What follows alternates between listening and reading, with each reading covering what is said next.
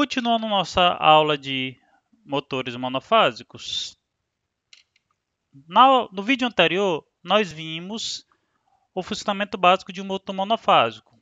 Ele tem um campo magnético pulsante, ou seja, ele não tem torque de partida. Para ter torque de partida, nós criamos a bobina auxiliar, que ela pode ter o que a gente chama de fase separada, é uma fase que tem uma defasagem menor de corrente, ou eu posso colocar um capacitor de partida para gerar mais torque de partida, além do capacitor permanente, que tem um torque menor do que o capacitor de partida na partida, porém tem um torque maior de regime. E aí vem o próximo motor. Já que eu tenho uma situação em que eu tenho um motor com mais torque de partida se ele tiver o capacitor de partida e mais torque de regime se ele tiver o capacitor permanente, pensou-se no motor com dois capacitores. A minha bobina auxiliar tem um capacitor, que ele funciona somente na partida, e um capacitor permanente. Então eu consigo ter aproximadamente o melhor dos dois motores mostrados anteriormente.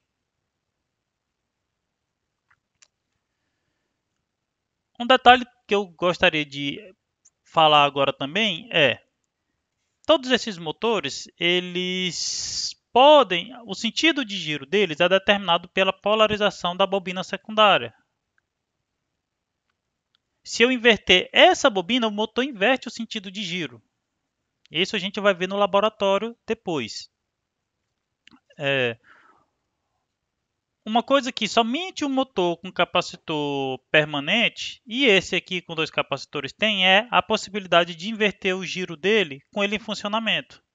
Embora nem todos os fabricantes recomendem isso, se você, mesmo com o motor funcionando, inverter essa bobina, o motor vai começar a funcionar como freio, ele vai frear e depois girar no sentido oposto. Ou seja, o motor pode ser invertido com ele em funcionamento. Nas duas situações em que a bobina auxiliar ela é retirada em determinada velocidade, isso não adianta, porque a bobina está desligada, então não adianta você inverter a polaridade da mesma. Aqui o esquemático do nosso motor. Eu tenho o capacitor de partida e o capacitor permanente, enrolamento auxiliar. Veja que a chave centrífuga atua somente em um dos capacitores. O capacitor de partida permite que o motor tenha um torque de partida relativamente alto. Ao desconectá-lo, você passa para uma situação em que o torque de regime é maior porque você tem somente o capacitor permanente.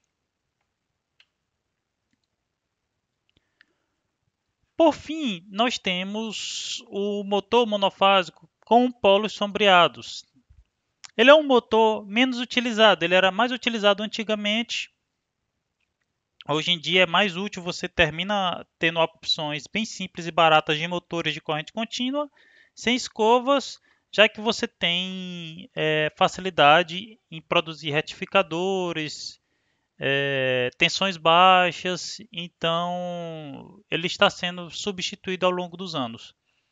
Mas ele ainda existe. Tem uma foto que eu vou mostrar para vocês, mas eu quero que vocês notem que ele é um motor típico para baixas potências e velocidades baixas, alto escorregamento. Ele é um motor que não tem torque de partida muito alto, ele é um motor que também geralmente tem potências baixas, então ele tem usos bem limitados. Um exemplo comum antigamente era naqueles toca-discos. Pensa que na época não era exatamente fácil você ter os eletrônicos para retificar e utilizar um motor de corrente contínua. Então utilizava-se muito motor com polos sombreados. Você tem a bobina principal e você tem a bobina secundária. Aqui eu mostro para vocês o enrolamento principal, né? E você tem as bobinas secundárias que vão produzir este fluxo defasado. E são motores que geralmente, veja que você vai dimensioná-los para eles funcionarem em uma faixa de rotação, vamos dizer 80, depende de como você relaciona essas duas bobinas, você pode mover esse pico de torque para a esquerda ou para a direita. É um motor de uso bem limitado.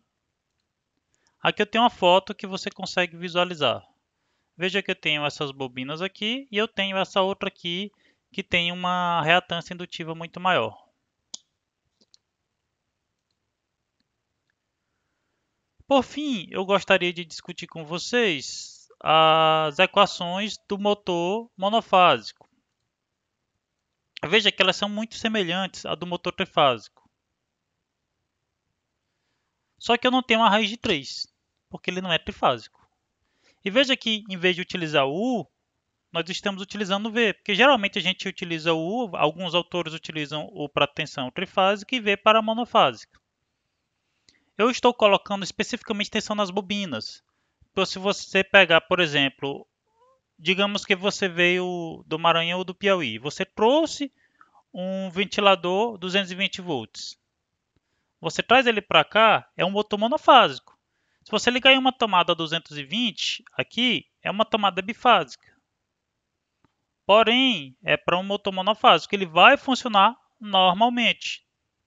Então, não é que, embora ele esteja com tensão fase neutro, ele é um, desculpe, embora ele esteja com tensão fase, que é 220, ele é um motor monofásico e para ele está recebendo uma alimentação monofásica.